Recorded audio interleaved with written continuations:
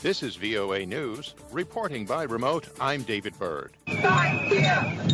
Protesters in Germany clashed with police Saturday over coronavirus measures, with officers using water cannon, pepper spray, and batons against people trying to break through police barriers. More than 20,000 people participated in the protest in the central German city of Kassel, where there were also confrontations between the demonstrators and counter-protesters. Thousands of people marched through downtown Kassel despite a court ban, and most did not comply with infection control protocols, such as wearing face masks. This is the center of freedom of speech and freedom of association. Protesters took to the streets of London on Saturday to demonstrate against some coronavirus measures, demanding the government to allow mass protests. Demonstrations against government measures to rein in the pandemic were reported in several other countries across Europe, including Austria, Finland, Romania, and Switzerland. Tanzanians paid their last respects to the late President John Magufuli on Saturday at a public ceremony in the capital Dar es Salaam. Church leaders recited prayers at the Uhuru Stadium service, which was attended by top officials, soldiers, and supporters of Magufuli. The mourners included Magufuli's successor as president, the country's former vice president, Samia Suluhu Hassan. Magufuli's death was announced 3 days ago. Writing on Twitter, U.S. Vice President Kamala Harris congratulated President Samia Suluhu Hassan. The vice president said, sending best wishes to @Suluhu Samia following her swearing in as Tanzania's new president. The United States stands ready to work with you to strengthen relations between our two countries. This is VOA News. Opponents of Myanmar's coup fled gunfire in Naypyidaw on Saturday as international pressure on the military junta increased.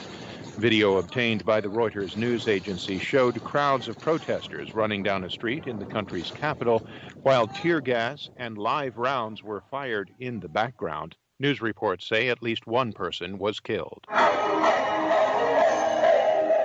Meanwhile, dozens of protesters on motorbikes took to the street in the southeastern city of Dawe on Saturday to protest the military coup. Authorities have tightened restrictions on internet services, making information increasingly difficult to verify. They have also clamped down on private media.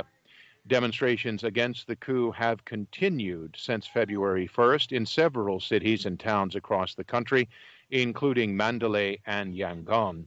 UN Secretary General Antonio Guterres on Friday condemned what he called the military's continual brutal violence. UN Special Rapporteur Tom Andrews called for sanctions in response to the general's ruthless attacks on the people. Hundreds of people gathered in a park across from the Georgia state capitol in Atlanta Saturday to demand justice for the victims of shootings at massage parlors earlier in the week. The diverse crowd gathered called for an end to racism, xenophobia, and misogyny. A 21-year-old white man, Robert Aaron Long, is accused of killing 8 people at 3 Atlanta area massage businesses on Tuesday. 6 of the victims were Asian American women. Ahead of World Water Day Monday, the World Meteorological Organization is warning that climate change is intensifying water-related disasters. We get more from Lisa Schlein in Geneva. The World Meteorological Organization says increased flooding threatens to destroy water points and sanitation facilities and contaminate water sources. As a consequence, WMO spokeswoman Claire Nullis says billions of people have limited or no access to clean water and sanitation. We expect this problem to be exacerbated because of socioeconomic changes, of population growth, and obviously changes in sources of water, such as glaciers. The WMO says more than half of countries worldwide have no quality management systems for water. The agency is calling for more concerted action on safeguarding the world's diminishing water sources and on mitigating climate change. Lisa Schlein for VOA News, Geneva. Reporting by remote, I'm David Byrd, VOA News.